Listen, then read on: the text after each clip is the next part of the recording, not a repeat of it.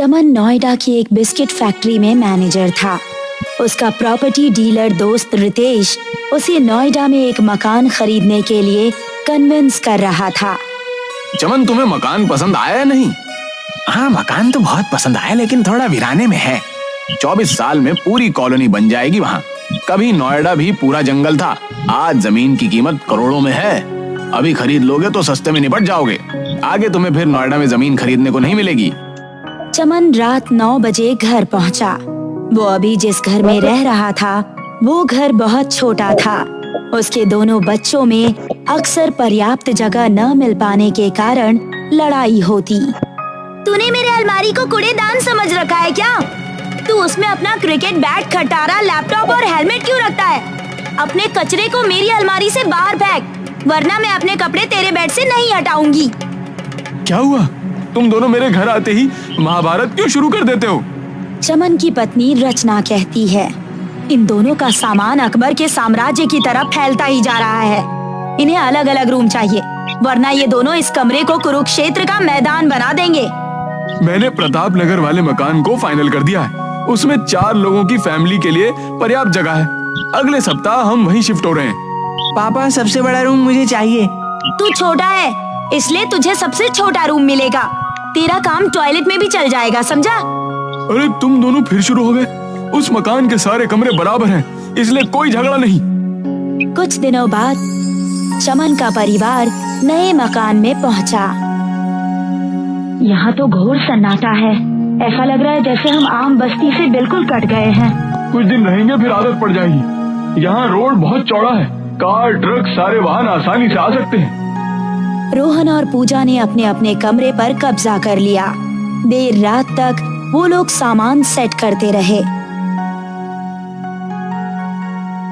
फिर जब वो लोग सोने लगे तो लाइट चली गई। जब काफी देर तक लाइट नहीं आई तो चमन ने मीटर चेक किया। अरे मीटर में तो लाइट नहीं आ रही। पापा, किसी इलेक्ट्रिशियन को फोन कीजिए ना, गर्मी के मारे बुरा हाल हो रहा है। मैं यहाँ किसी इलेक्ट्रिशियन को जानता भी तो नहीं। रितेश के पास इलेक्ट्रिशियन का नंबर होगा, लेकिन वो तो फोन बंद करके सो गया। तभी अचानक किसी ने डोरबेल बजाई। चमन ने दरवाजा खोला तो बाहर मुस्कुराता हुआ एक आदमी खड़ा था। मेरा नाम मुकेश है, मैं इलेक्ट्रिशियन हूँ। क्या आपने मुझे बुलाया? इससे पहले कि चमन कुछ बोल पाता, मुकेश नाम का आदमी सबसे पहले रोहन के कमरे में गया और स्विच बोर्ड खोलकर चेक करने लगा।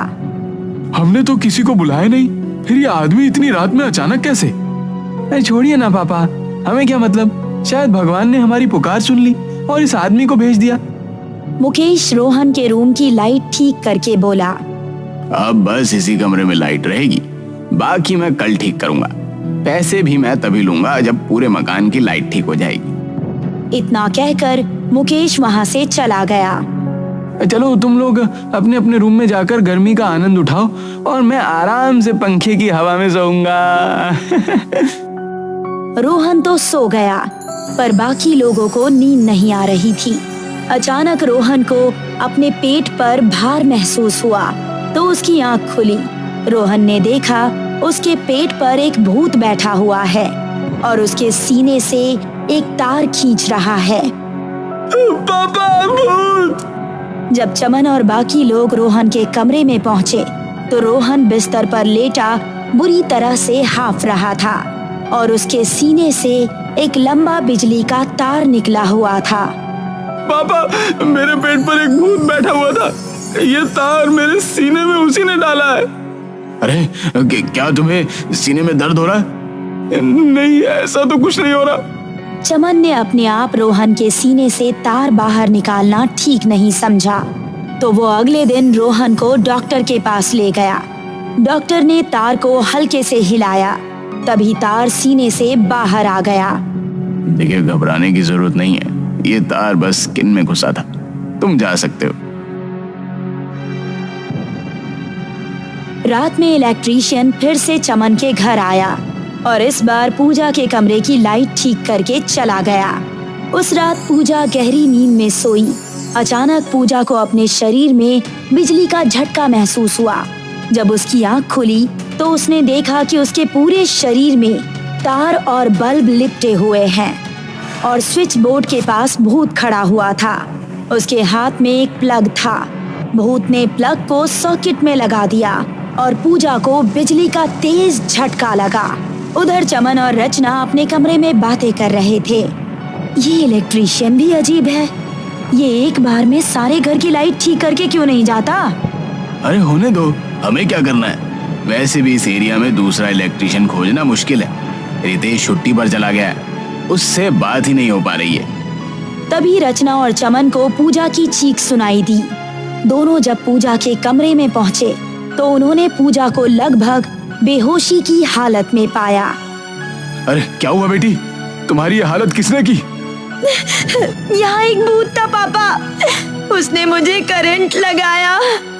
ये सब क्या हो रहा है इस घर में? कल रोहन के सीने में किसी ने वायर डाल दिया और आज पूजा को करंट लगाया। मेरी तो कुछ समझ में नहीं आ रहा है। यहाँ कोई भूत प्रेत का चक्कर तो नहीं है? हमने बेकार में ही इस वीराने में मकान खरीदा। तुम भी कहाँ बेकार की बातों में पड़ी हो। ये दोनों भाई बहन ही भूत बनकर एक दूसरे को डरा रहे होंगे। पूजा, क्या ये बात सच है? नहीं मम्मी, मैंने रोहन को नहीं डराया। सुनिए जी, आप किसी अच्छे पढ़े लिखे तांत्रिक को बुला कर लाइए। तांत्रिक वगैरह को बुलाना मैं तभी ठीक समझूंगा जब मैं अपनी आंखों से भूत देख लूंगा। इन शैतान बच्चों की बातों पर मुझे यकीन नहीं है। अगली रात इलेक्ट्रीशियन फिर से चमन के घर में पहुंचा। सुनिए, क्या आप यहाँ कहीं आसपास रहते हैं? नहीं, मेरा घर तो बहुत दूर है। मैं तो बस यूं ही भटकते हुए यहाँ पहुंच जाता हूँ, लोगों की मदद के लिए। हाँ, आज आप पूरे घर की लाइट ठीक कर दीजिए प्लीज। आज मैं सारा काम निपटा दूंगा। मुकेश पूरे घर की लाइट ठीक करके चला गया। आज हम लोग भी चैन से सोएंगे। आपने उस इलेक्ट्रीशियन को पैसे तो दिए ही नहीं। अरे हाँ, मुझे तो ध्यान ही नहीं रहा।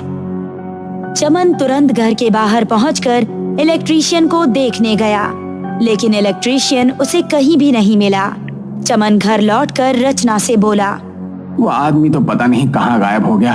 अगर कभी दिखेगा तो उसे पैसे दे दूंगा। चलो अब सो जाते हैं, 3 दिन से मेरी नींद पूरी नहीं हुई है। चमन सो गया, लेकिन रचना को नींद नहीं आ रही थी। उसे अपने बच्चों की चिंता हो रही थी। आधी रात के करीब रचना की थोड़ी देर आंख लगी तो किसी की भयानक हंसी से उसकी आंख खुल गई। रचना ने देखा कि चमन के बराबर में एक भूत बैठा हुआ है। भूत ने चमन के माथे में प्लग घुसा रखा है और चमन के पेट पर कपड़े प्रेस कर रहा है। रचना, तेरे भी गरम गरम प्रेस लगा दूंगा। रचना बुरी तरह से चीखी। भूत प्रेस छोड़कर गायब हो गया। रचना ने चमन के माथे से प्लग बाहर खींच लिया। माथे पर कोई घाव नहीं था। मुझे तो पूजा और रोहन की चिंता हो रही है। चमन और रचना रोहन के रूम में गए।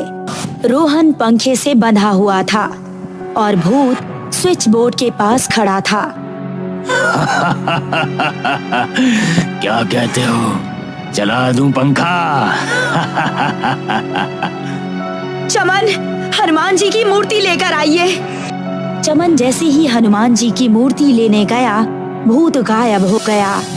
रोहन, तुम अभी भी कुछ देर ऊपर ही टंगे रहो, मैं पूजा को देख कर आती हूँ। रचना जब पूजा के कमरे में पहुंची तो उसने देखा पूजा भूत को नाच दिखा रही है। भूत पानी गर्म करने वाली रॉड लिए बैठा हुआ था। नाचते रहो वरना ये रॉड तेरी कमर पर छुआ दूंगा। पूजा, इस कमीने के सामने मत नाचो तुम। तू भी नाच कर दिखा वरना तेरे भी ये रॉड लगा दूंगा। उधर रोहन के कमरे में चमन रोहन को पंखे से नीचे उतार रहा था। रोहन ने जब रचना की आवाज सुनी तो वो तुरंत पूजा के कमरे में पहुंचा। इस बार रोहन ने भी भूत को देख लिया। जैसे ही रोहन ने हनुमान जी की मूर्ति भूत के सामने रखी तो भूत गायब हो गया। अब तो आपको मेरी बात पर यकीन हो गया है ना? जल्दी से जाकर किसी को बुलाइए और इस घर की शुद्धि करवाइए। हमने जल्दबाजी में बहुत बड़ी गलती कर दी है। गृह प्रवेश करने से पहले हवन वगैरह जरूर कर लेना चाहिए था। उस रितेश ने हमें ये मकान दिलवाकर हमारे साथ जरूर कोई चालाकी की है। चमन ने रितेश को फोन किया। जब उसने फोन नहीं उठाया तो वो रितेश के घर भी गया, लेकिन रितेश के घर पर ताला लगा हुआ था। अरे इसने मुझे उल्लू बनाया। आखिर चमन एक पंडित को अपने घर लेकर गया। पंडित ने मकान के सभी कोनों में एक एक नींबू रखा और अगले दिन नींबू चेक किए। सारे नींबू काले पड़ चुके थे।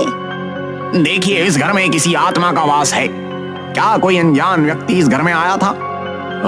अनजान व्यक्ति तो नहीं आया था। आया था पापा, आया था। वो इलेक्ट्रिशियन एक अनजान व्यक्ति ही था। अरे हाँ, वो इलेक्ट्रिशियन।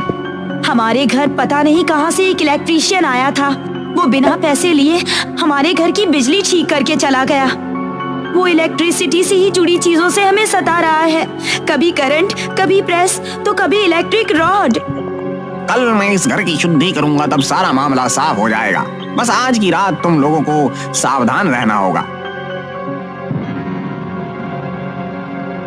उस रात चारों लोग एक ही कमरे में सोए। वास्तव में वो सोए ही नहीं, उन्होंने बस सोने का नाटक किया। जब भूत कमरे में आया तो वो चारों उठकर बैठ गए। हम तुम्हारा इंतजार कर रहे थे।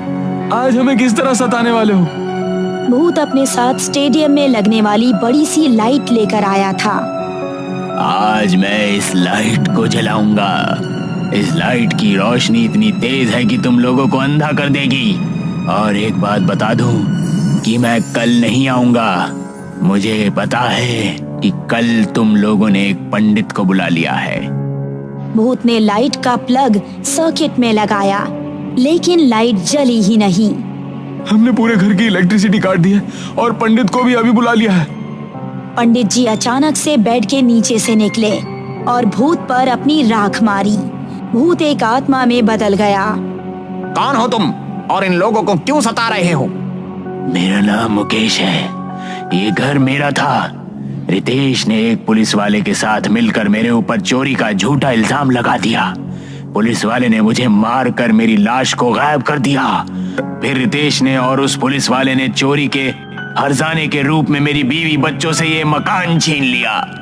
मेरे बीवी बच्चे सिकलापुर में रह रहे हैं। उन्हें ये घर वापस करो, तभी मुझे शांति मिलेगी।